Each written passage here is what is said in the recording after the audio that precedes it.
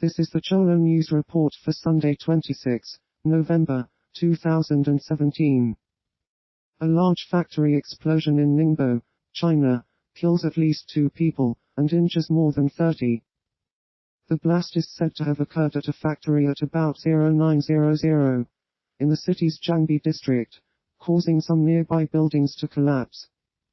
State media reported that at least 30 people had been taken to local hospitals amid rescue operations.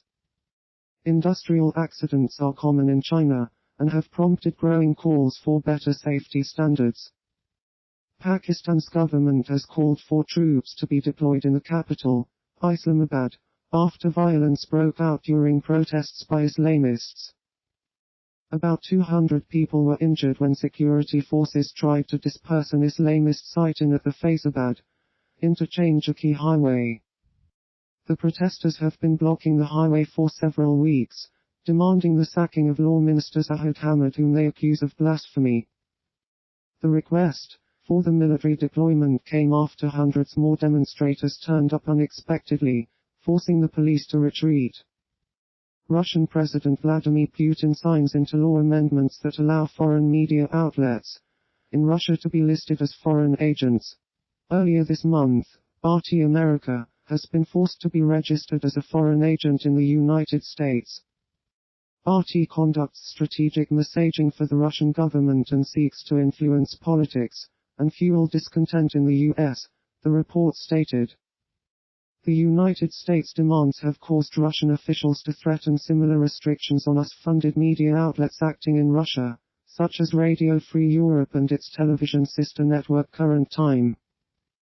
The Kremlin has repeatedly denied meddling in the election and said the restrictions on Russian broadcasters in the United States are an attack on free speech. The Russian Justice Ministry last week published a list of 9 U.S. backed news outlets that it said could be affected by the changes. It said it had written to the U.S. government-sponsored Voice of America, along with 7 separate Russian or local language news outlets run by Rafael. Former Zimbabwe Finance Minister Ignatius Chombo, who was arrested during Operation Restore Legacy, is charged in Harrow Magistrates Court with 3 counts of fraud, abuse of power, and corruption. In the same court, Chapanga faced charges of making statements aimed at undermining public confidence in the defense forces, and was also detained until Monday, when his bail application will be heard.